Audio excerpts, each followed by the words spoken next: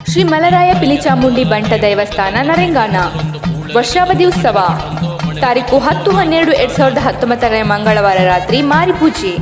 ತಾರೀಕು 11-12-2019 ಬುಧವಾರ ಬೆಳಿಗ್ಗೆ ಗಂಟೆ 8:30ಕ್ಕೆ ಕೋಳಿಕುಂಟ.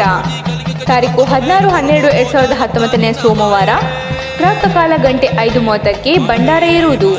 ಬೆಳಿಗ್ಗೆ ಗಂಟೆ 9:30ಕ್ಕೆ ಕ್ಷೇತ್ರ ನಾಗದೇವರಿಗೆ ವಿಶೇಷ ತಂಬಿಲ ಸೇವೆ. ಬೆಳಿಗ್ಗೆ ಗಂಟೆ 11:30ಕ್ಕೆ ಬಹು ವಿಜೃಂಭಣೆಯಿಂದ ಶ್ರೀ ಮಲರಾಯ ದೈವದ ನೇಮ. ಮಧ್ಯಾಹ್ನ ಗಂಟೆ 1ಕ್ಕೆ ಅನ್ನ ಸಂತರ್ಪಣೆ.